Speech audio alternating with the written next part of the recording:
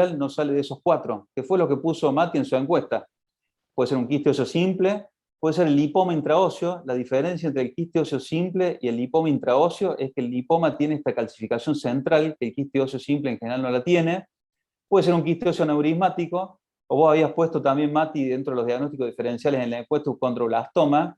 Esta, creo que pusiste también un tumor de células gigantes, pero no es la localización predilecta del tumor de células gigantes. Creo que lo habías puesto también dentro de la posibilidad, ¿no es cierto? Sí. Bien. Y en la diáfisis de la tibia, por ejemplo, uno de los más comunes es el adamantinoma. 85% de los casos se dan en la diáfisis de la tibia. Así que cuando uno vea una lesión agresiva como esta que ven acá, de localización diafisaria, una de las posibilidades de la sospecha diagnóstica es el adamantinoma, que es un tumor maligno de bajo grado de agresividad. Es decir, se comporta como un benigno agresivo. Es recidivante localmente, pero raramente metastatizante. Y obviamente lo que les decía al principio, la lesión epifisaria por excelencia, en la tibia distal sobre todo, no es una localización de las más frecuentes, porque es más frecuente alrededor de la rodilla, pero bien epifisaria es el tumor de células gigantes. Así que la localización en un segmento del hueso y en un hueso en particular, el tobillo y el pie, usted los puede orientar en cuanto al diagnóstico. Y si ven una lesión en la cortical del hueso, y además se asocia a dolor nocturno que calma con aspirinas, el primer diagnóstico diferencial que tenemos es el del osteoma osteoide. El osteoma es el nido central, este que ven acá, de tejido osteoide, que está rodeado en este caso por una reacción perióstica continua, que es la que le hace el hueso a la lesión. Eso respecto a la localización. Esto respecto a los criterios de agresividad. Andrés, vos que me pediste la actualización, ¿cuál de estas dos lesiones te parece más agresiva? ¿La de la izquierda o la de la derecha? No tengo para hacer la votación acá con el QR, no tuve tiempo, pero vamos a mandarlo al frente de Andrés. Obvio. ¿Estás por ahí, Andrés? Sí, estoy mirando. A ver. Dame una razón o dos por la cual te parece que la lesión de la izquierda es más agresiva que la derecha o viceversa. No sé cuál te parece más. Me parece más agresiva la de la izquierda. ¿La de 23 años o la de 6 años? La de 23 años, por toda la reacción perióstica que tiene. La otra no veo bien si tiene bordes definidos o no. Si tiene bordes definidos me hablaría un poco de criterio de benignidad, ¿no? Pero la reacción perióstica de la derecha me parece que me habla de mayor agresividad que la de la izquierda. Buenísimo. Bueno, eso que mencionaste son un par de los parámetros de agresividad radiológica de estas lesiones. Uno es el patrón de destrucción ósea y los bordes que tiene. Vos lo mencionaste, si tiene bordes definidos y encima la lesión está rodeada por un halo esclerótico, y es bastante probable que esa lesión tenga un tiempo de evolución más crónico y sea una lesión más vieja. Si como en este caso vos no ves un patrón de destrucción geográfico, es decir, vos no podés decir a dónde empieza la lesión en la tibia distal y a dónde termina. Tiene como un patrón infiltrante o permeativo.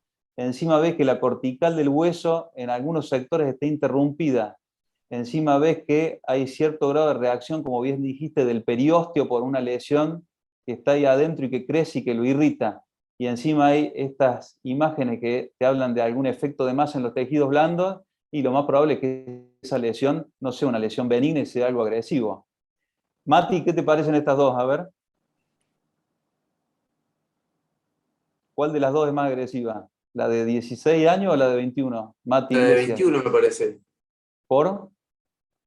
Porque la de 16 pareciera como que está respetada, o sea, tiene los bordes delimitados, y la otra tiene el periodo como más difuso, más esclerótico, pareciera. Perfecto, excelente. Fíjate que acá, esto es un patrón de destrucción geográfico. Fíjate que vos podés seguir con el dedo la lesión, y tiene un borde bastante definido, la cortical está insuflada, pero vos podés decir dónde empieza y dónde termina, y acá el patrón, fíjate que es bien infiltrante, bien permeativo. Vos ves algo en el peroné, pero no sabés dónde empieza y dónde termina, y encima si lo mirás con detenimiento, la cortical medial del peroné está desaparecida, ¿no? Entonces, muy bien, esto es más característico de una imagen agresiva. Y ahí está el resumen de lo que dijeron ustedes. Una lesión con un patrón apolillado permeativo, con márgenes indefinidos, que destruye las corticales, que se asocia a reacción perióstica, que encima tiene calcificaciones, y es bastante probable que sea agresiva, a diferencia de las otras características que son típicas de una lesión no agresiva. Fíjense que hablamos de agresiva y no agresiva porque con las imágenes no podemos hacer diagnóstico anatomopatológico. Y vos habías preguntado en la encuesta si valía la pena pedir otras imágenes. Yo fui uno de los que voté que sí.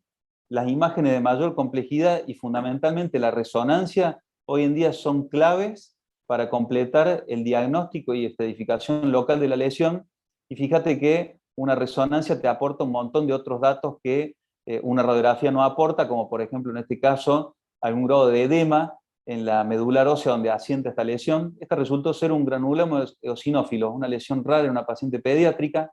Lo otro que te aporta la resonancia, que es muy importante, es si la lesión tiene algún compromiso de partes blandas o no. Fíjate, este era el sarcoma desdiferenciado de la tibia distal. Acá en la radiografía uno no puede ver qué grado de compromiso de partes blandas esta lesión tiene, y mira acá, la lesión no solo salió de los márgenes del hueso, sino que comprometió los tejidos blandos tanto hacia adelante como hacia atrás. Este paciente lo tuvimos que amputar. Fue imposible ofrecerle algún tipo de estrategia de conservación del miembro, ¿no? Y la biopsia está indicada, como bien decía el doctor Macklin recién, con toda su sapiencia, toda vez que las imágenes no sean suficientes para aclarar con toda seguridad el diagnóstico de la lesión. Y volví a poner estas dos imágenes que mostramos en el chat, porque en estas dos imágenes el diagnóstico está casi hecho, y como bien dijo Alberto, la biopsia puede no ser necesaria. Es decir que cuando uno tiene la seguridad que la lesión es benigna, inclusive puede hacer un diagnóstico anatomopatológico, se puede tomar una conducta, como es, en este caso, observar la lesión sin una biopsia previa. Ante la duda, hay que biopsiar. La biopsia es un procedimiento complejo. Yo siempre digo, hay que planificarla como planifico un pilón tibial complejo, fundamentalmente porque uno tiene que atravesar la menor cantidad de tejido normal y de compartimientos, lejos, en lo posible, de estructuras neurovasculares, pensando en la cirugía que va a hacer después. Y esto es muy importante. Hay que hacer siempre la biopsia en línea con la incisión de un futuro tratamiento definitivo, porque obviamente acuérdense que el trayecto de la biopsia queda contaminado por la probable célula tumoral que tenga el tumor óseo adentro, ¿no? Así que eso hay que tenerlo en cuenta. Y hoy en día, esta es una pregunta que suele surgir también en el chat, la mayor parte de las biopsias hoy en día la hacen las imagenólogos con la asistencia nuestra, en forma mini invasiva y por punción, guiada por algún método de imagen para que uno entre con la biopsia exactamente en el sitio más específico, fundamentalmente por la que la contaminación asociada a una biopsia a punción es mucho menor que una biopsia a cielo abierto, ¿no? Y esto también es muy importante, la planifica y la ejecuta siempre el mismo equipo que va a hacer el tratamiento definitivo, y esto también es un dogma. Si uno no va a hacer el tratamiento definitivo de esa lesión, no la biopsie. Directamente agarre el teléfono y hable con alguien que tenga experiencia en esto, al que le diga, che, te mando esto, fíjate qué se hace. Pídanle las imágenes y la biopsia déjensela a él.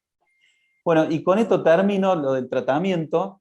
Yo a los fines prácticos pongo el tratamiento de los tumores óseos de la pierna, el tobillo y el pie en base a 3 escenarios de bajo riesgo, de riesgo moderado y de alto riesgo, y le pongo ese código de colores al estilo de un semáforo para que se acuerden de cada uno de ellos.